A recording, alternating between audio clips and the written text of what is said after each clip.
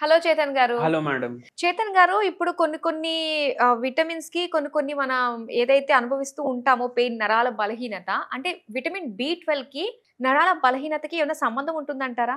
మన నరాలు ఏవైతే ఉంటాయి కదా, హ్మ్. అవి మన బాడీలో కరెంట్ సప్లై చేస్తారు. మన బాడీ మొత్తం కరెంట్ మీదనే నడుస్తది. హ్మ్. కరెంట్ మీద నడుస్తదంటే మళ్ళా షాక్లు ఎందుకు కొట్టవు అనేసి కొందరికి డౌట్ వస్తది కదా. హ్మ్. మీరు చూడండి, నరాల బలహీనత అయితే కొందరికి తిమ్మిర్లు రావడం, అవును. అరికాల్లో ఇప్పుడు మన దగ్గర అడికెళ్ళి ఒక ఆయన వచ్చిండు. ఇడికెళ్ళి అంటే గద్వాల నుంచి ఓకే. ఆయన వచ్చి కూడా చాలా ఏండ్లు అవుతుంది. హ్మ్. వచ్చి సార్ నాకు అరికాళ్ళు ఇట్లా మెట్లు ఎక్కుతుంటే షాక్ కొడుతుంది నా కాళ్ళలో. ఓకే. నా కాళ్ళలో షాక్ కొడుతుంది. ఆహా! నేను పడుకుంటే నాకు తిమ్మిర్లు వస్తున్నాయి, ఓహ్! తొడ నొప్పులు అవుతున్నాయి, చేతులు లాగుతున్నాయి, నడిచేటప్పుడు ఈ షాకులతో పాటు నాకు చక్కెర వస్తుంది అన్నారు. హ్మ్. ఇప్పుడు ఒక బల్బ్ ఉంది అనుకోండి, మీరు స్విచ్ ఆన్ చేసిండ్రు, ఆ వైరింగ్ లో ఏదో ప్రాబ్లం ఉంది, ఆ బల్బ్ ఇట్లా ఫ్లిక్కర్ అవుతుందా కాదా? అవుతుందండి. ఎందుకు అవుతుంది? కరెంట్ చక్కగా పాస్ అవ్వట్లేదంటే. అట్లనే మీరు ఫ్యాన్ ఆన్ చేసిండ్రు అనుకోండి, దాంట్లో కూడా ఏమైనా ప్రాబ్లం ఉంటే ఒకసారి మెల్లగా తిరగడం, ఒకసారి ఫాస్ట్ తిరగడం అవుతుంది. అంటే కరెంట్ ఒక్కొక్కసారి ఎక్కువ పోతుంది, ఒక్కొక్కసారి తక్కువ పోతుంది. ఇప్పుడు ఇట్లా షాక్ కొట్టినట్టు ఎప్పుడైతే ఒక్కొక్కసారి ఎక్కువ పోవడం కరెంట్, ఒక్కొక్కసారి తక్కువ పోవడం కరెంట్, అట్లా అవుతుంది కదా. ఏమవుతుంది అంటే డీజనరేటివ్ డిస్క్ డిసీజ్ అనేసి ఒక కండిషన్ ఉంటుంది. ఏమవుతుంది అంటే మన నడుములో ఉన్న బొక్కలు అరిగిపోయినాయి అనుకోండి, అక్కడ ఆస్టియోఆర్థరైటిస్ వచ్చేసింది అనుకోండి.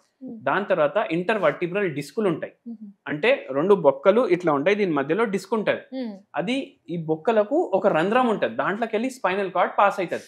ఇది మెయిన్ వైర్ మన బాడీది. దీని మీద ప్రెషర్ పడుతుంది ఒక్కొక్కసారి. మళ్ళీ షుగర్ వ్యాధి ఉందనుకోండి, షుగర్ వ్యాధి ఉంటే అవి నరాలకు డ్యామేజ్ అవుతుంది కదా, కంట్రోల్లో లేకపోతే. ఏం డ్యామేజ్ అవుతుంది అంటే మైలిన్ షీత్ అనేసి నరాల మీద ఒకటి లేయర్ ఉంటుంది. B12 చక్కగా లేదు, B3 చక్కగా లేదు, B6 చక్కగా లేదు, B9 చక్కగా లేదు అంటే అది డ్యామేజ్ అవ్వడం ఖాయం అనేది అయిపోతుంది. మళ్ళీ దానిపైన షుగర్ కండిషన్ కూడా ఉండే ఈ పేషెంట్ కి. ఇట్లా ప్రాబ్లం ఉండే, నడుములో ప్రాబ్లం ఉండే, మెడలో ప్రాబ్లం ఉండే. అయితే ఏం చేసిండ్రు అంటే B12 సప్లిమెంట్లు కూడా ట్రై చేసిండ్రు, దాంతో కూడా రిజల్ట్ కాలేదు. అంటే ఇప్పుడు డెఫిషియన్సీ ఉంది, తీసుకుంటే అయిపోవాలి కదా. ఎందుకంటే B12 అబ్జర్వ్ అయితే లేదు బాడీలో. అయితే మనం హోమియోపతి మందులు ఇస్తాం దానికి. B12 అబ్జర్వ్ అవ్వనీకి ఇస్తాం, నరాలు చక్కగా అవ్వనీకి ఇస్తాం, ఇవన్నీ సిమ్టమ్లు తగ్గడానికి ఇస్తాం. ఇప్పుడు నేను అడిగిన మీకు స్ట్రెస్ ఏముంది అనేసి అడిగిన. ఏముంది సార్, మొత్తం పిల్లలు ఇద్దరు ఉన్నారు నాకు, వాళ్ళు పోయి అమెరికాలో ఉన్నారు. ఇప్పుడు నాకు ఇక్కడ బిజినెస్ ఉంది, ఇప్పుడు ఈ బిజినెస్ చూసుకోవడానికి ఎవ్వరు లేరు, ఒంటరిగా అయిపోయినా నేను. ఇప్పుడు ఏంది, అందరికి జాబ్ జాబ్ జాబ్ జాబ్ కావాలి. మాది ఉంది మంచి, మాకు ఆస్తులు ఉన్నాయి, పొలాలు ఉన్నాయి, బిజినెస్లు ఉన్నాయి, ఇవి చూసుకోవడానికి ఎవరు లేరు. అంటే నాకు చూసుకోవడానికి ఎవరు లేరు. నాకు ఇప్పుడు ఎత్తుకొని బాత్రూమ్ తీసుకొని వెళ్ళి అక్కడ కూర్చోబెట్టి మళ్ళా తెచ్చి స్నానాలు, ఇవన్నీ నాకు అవసరం లేదు. నాకు మా పిల్లలు ఉంటే చాలు. వాళ్ళకు ఏంది, అరే బిజినెస్ ఉంటుందో లేదో, జాబ్ అంటే ఏదో స్టెబిలిటీ ఉంటుంది అనేసి వాళ్ళ ప్లేస్లో వాళ్ళు కరెక్ట్. కానీ నాకు ఇది టెన్షన్, నేను ఒంటరిగా అయిపోయినా. మళ్ళీ ఆయనకు డ్రీమ్ కూడా ఉండే, పిల్లలకి బయట దేశంకి పంపించాలి అనేసి. అదైతే అయింది కదా, మళ్ళీ అదే ఆలోచించండి అంటే అరే అది అయింది, కానీ నాకు ఇప్పుడు లేరు కదా. ఒక ఒంటరితనం లాగా వస్తుంది. అంటే ఒంటరితనం ఎంత డేంజర్ మీరు ఆలోచించండి. పిల్లలు మాట్లాడతారు ఫోన్లో, అన్ని అవుతాయి, ఏమైనా పండుగలు ఉన్నాయి, ఏమైనా ఫంక్షన్లు ఉన్నాయి, వస్తారు, కానీ రోజు లేరు కదా. అది నాకు ఒంటరితనం లాగా తయారైంది. అట్లా అన్నాడు ఆయన. అది వచ్చి ఆయనకు అట్లా రోగాలు వస్తాయి. ఇట్లా స్ట్రెస్ ఉంటే కూడా రోగాలు వస్తాయి. మామూలుగా అసలు స్ట్రెస్ ఉందంటే ఫస్ట్ దేన్ని అటాక్ చేస్తుందండి అసలు మన బాడీలో? దేన్ని అటాక్ చేస్తుంది అంటే, ఇప్పుడు స్ట్రెస్ ఉంది, మీరు టెక్స్ట్ బుక్ ఆఫ్ మెడిసిన్ చూడండి, ఏ క్రానిక్ రోగం ఉన్నా చూడండి. క్యాన్సర్ ఉందనుకోండి, stress is a positive factor అని ఉంటుంది. మళ్ళీ దాని తర్వాత మీకు మోకాలు నొప్పులు ఉన్నాయి అనుకో, చూడండి, stress is a positive factor అని ఉంటుంది. షుగర్ వ్యాధి ఉంది, stress is a positive factor అని ఉంటుంది. అంటే ఏంటంటే మనకు వంశపరంగా మనం ఏ రోగాలకు ఎక్స్పోజ్డ్ ఉన్నామో ఆ రోగాలు వచ్చే ఛాన్సులు ఎక్కువ ఉంటాయి.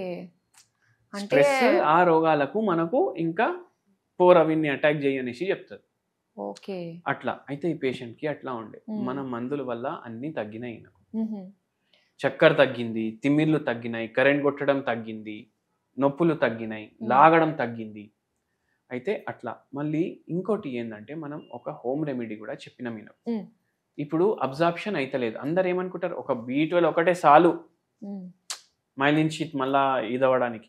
B12 ఒకటే కాదు, B6 అవసరం, B3 అవసరం, B9 అవసరం, B complex on overall అవసరం. మనం ఏం చెప్పినామంటే వెజిటేరియనా నాన్ వెజిటేరియనా అడిగినాం. వెజిటేరియన్ సార్ అనేసి చెప్పారు. పుట్నాల పొడి ఉంటుందా మీ ఇంట్లో అంటే అవును ఉంటుంది సార్ అని. 2 బుక్కలు రైస్లా రోజు పుట్నాల పొడి 2 చెంచాలు వేసుకొని నెయ్యి కలుపుకొని తినండి. B12 పోతుంది, B6 పోతుంది, B9 పోతుంది. అవునా కదా? మళ్ళా దాని తర్వాత మునక్కాయలు ఉంటాయి కదా, మునక్కాయ సీజన్ ఎప్పుడున్నా అది ఒక 2 తీసుకోండి, ఇంత పెద్దగా ఉంటాయి, అవి కట్ చేసుకోండి, అవి కొంచెం వాటర్లో బాయిల్ చేయండి, కుక్కర్లో పెట్టి. బాయిల్ అయిపోతాయా, దాన్ని మంచిగా క్రష్ చేస్తే దాంట్లో ఉన్నది మొత్తం ఆ వాటర్లో దిగిపోతుందా, ఏదైతే హార్డ్ సబ్స్టెన్సెస్ పైనది ఉంటుందో అది పక్కకు పెట్టేసేయండి. మీరు ఏం తయారు చేసుకున్నారు తెలుసా మీకు? మీరు మొరింగా సూప్ తయారు చేసుకున్నారు. బర్మాలో, థాయిలాండ్లో, అక్కడ ఇక్కడ ఇవి తాగుతారు. ఇది ఎందుకంటే ఇది చాలా రిచ్, మన నరాలకు చాలా మంచిది. ఇది మీరు తాగండి. ఇప్పుడు నేను మునక్కాయలు కట్ చేసుకోండి, వాటర్ లో బాయిల్ చేసుకోండి, ఏముంది మునక్కాయలు అనేసి అనిపిస్తుంది. దాన్ని మొరింగా సూప్ అని పేరు చెప్తే ఎంత మంచిగా అనిపిస్తుంది. బయట దేశాల వాళ్ళు తాగుతే అబ్బా వాళ్ళు తాగుతున్నారా అంటే, బయట దేశాల వాళ్ళు చేసేది మనం చేస్తాం. అది మనం ఎప్పటి నుంచి చేస్తున్నాం అనేసి తెలియదు. మనం పప్పుల్లో వేస్తాం, సాంబార్లో వేస్తాం, రసంలో వేస్తాం, కూర తయారు చేసుకుంటాం. కానీ మన ఫుడ్ మనం మర్చిపోతున్నాం. ఎందుకు? అరే ఓట్స్ తినాలి, ఓట్స్ తింటే షుగర్ కంట్రోల్లో వస్తుంది. అరే కినోవా తినండి, కినోవా తింటే మనకు బీపీ కంట్రోల్లో ఉంటది, షుగర్ కంట్రోల్లో ఉంటది అనిపిస్తుంది కదా. అవుతుందా ఎవరికన్నా? లేదు. అరే మన తిండి మనం మర్చిపోతున్నాం. మన తిండి మన జెనెటిక్ ఏదైతే స్ట్రక్చర్ ఉంటాయి దానికి దగ్గర ఉంటది. వంశాల నుంచి గవే తింటున్నాం కదా, గవి మర్చిపోయి మనం కినోవా మళ్ళా ఓట్స్ ఇవి ఎందుకు? మనకు షుగర్ వ్యాధి తగ్గాలంటే మనం ఇటువంటివి చేయాలి. ఓన్లీ ఇవి చేస్తే తగ్గుతుందని అంటలేను నేను. మళ్ళీ అది కూడా ఫిజికల్ యాక్టివిటీ కూడా చేయండి. వారానికి ఒకసారి సినిమాకి పోండి, జర రిలాక్స్ కూడా ఉండాలి మైండ్. ఎప్పుడు బిజినెస్, ఎప్పుడు జాబ్. ఇప్పుడు హస్బెండ్ వైఫ్ వస్తారు, నరాల నొప్పి ప్రాబ్లం తోటి ఇద్దరు వచ్చిండ్రు ఒకసారి, ఇద్దరు IT ఎంప్లాయీలు. హస్బెండ్ ది ఏమో షిఫ్ట్ ఈవినింగ్ 4 నుంచి నైట్ 11 వరకు ఏమో ఉండే, వైఫ్ దేమో మార్నింగ్ 10 o'clock నుంచి 6 వరకు ఉండే. ఎప్పుడు మాట్లాడుకుంటారంటే సార్ వీకెండ్ లో కలుస్తాం అంటున్నాయి. ఏమైనా ఉంటే ఫ్రిడ్జ్ మీద స్టిక్కర్లు అంటించుకొని అట్లా మెసేజ్లు పాస్ చేసుకోవడం. ఏంది ఇది? ఎట్లా తయారైతున్నాం మన సొసైటీ? మీరు ఆలోచించండి ఒకసారి. మన కోసం టైం లేకపోతే కూడా రోగాలు వస్తాయి. స్ట్రెస్ అనేసి ఇట్లానే కదా స్ట్రెస్, అవునా కాదా? అవునండి. మళ్ళీ ఒక్కొక్కసారి ఏమవుతుంది, హస్బెండ్ ఇక్కడ ఉంటాడు, వైఫ్ ఏమో వేరే ఊర్లో ఉంటది, అవునా కదా? కలవడానికి నెలలో ఒక 2 రోజులు ప్లాన్ చేసుకుంటారు, అప్పుడు ఏదో మీటింగ్ పడుతుంది, అవునా కదా? అట్లా ఈ స్ట్రెస్లు పెరిగిపోయి ఇట్లా రోగాలు వస్తున్నాయి. అట్లా కూడా నరాల ప్రాబ్లంలు వస్తున్నాయి, అట్లా కూడా షుగర్ వ్యాధి వస్తుంది. అయితే స్ట్రెస్ కూడా తగ్గించుకోవడానికి మనం ప్రయత్నం చేయాలి. వారంలో ఒకసారి సినిమా చూడాలి. కాలేజ్లో ఉన్నప్పుడు ఏ సినిమా రిలీజ్ అయితే అది పోతామా లేదా? ఇప్పుడు ఎందుకు పోం? అవునా కదా? సినిమాకి పోండి. మీకు ఏది ఇష్టం ఉంటే చేయండి. క్రికెట్ ఆడే అలవాటు ఉంది, వారంలో 2 రోజులు క్రికెట్ ఆడండి. వాళ్ళకి నచ్చిన పనిని చెయ్యాలి. అన్ని నచ్చలేనివి చేస్తారు. ఇప్పుడు చూడండి, మీకు అరే ఇప్పుడు జాబ్కి పోవాలి అని అనిపిస్తుంది కదా జనాలు. ఎప్పుడు అనిపిస్తుంది? వాళ్ళు ఆ పని నచ్చకుండా చేస్తున్నారు కాబట్టి అట్లా అనిపిస్తుంది. ఏదో డబ్బు కోసం చేస్తున్నారని అట్లా అనిపిస్తుంది. అయినా పోతున్నారు.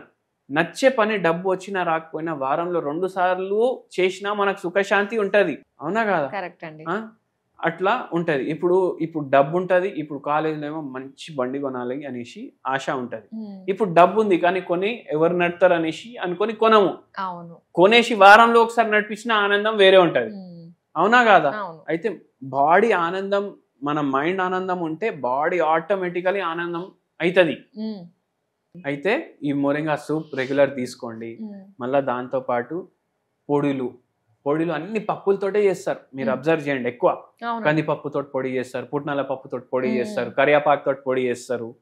ఇవన్నీ మన పొడిలు ట్రెడిషనల్ ఫుడ్లు ఏవైతే ఉన్నాయి కదా, అది బి కాంప్లెక్స్ రిచ్ ఉంటాయి. అది చేయండి మీరు. ఇవి ఇంతకు ముందు చాలా మంది తింటుండే పొడులు కలుపుకొని, పొడులతోటి తినేటోళ్ళు. ఇప్పుడు తింటున్నారా? లేదు. ఇప్పుడు అందరికి ఏం కావాలి? మార్నింగ్ నేను చెప్పినట్టు ఓట్స్ కావాలి, లేకపోతే వీట్ బ్రెడ్ కావాలి, అవునా కాదా? ఏదో హెల్దీ అనేసి అనుకొని మనం అది తినడం స్టార్ట్ చేస్తున్నాం. మన ఫుడ్ ఎంత హెల్దీ అనేసి మనం ఎప్పుడు అనలైజ్ కూడా చేయలేదు. అయితే అట్లా చేస్తే మనకి ఏమవుతుంది, మనకు హెల్దీ ఉంటాం. సో నిజంగా పిల్లలకి కూడా ఈ రోజుల్లో ఏంటంటే మన సంప్రదాయ వంటల్ని పెట్టిస్తూ ఉంటే వాళ్ళకి ఎటువంటి ప్రాబ్లమ్స్ రాకుండా వాళ్ళు పెద్ద అయిన తర్వాత కూడా వాళ్ళు హెల్దీగా ఉండడానికి ఉపయోగపడుతుంది. చాలా మంచి టిప్స్ మాకు ఇచ్చినందుకు థ్యాంక్ యూ సో మచ్ అండి. Thank you madam.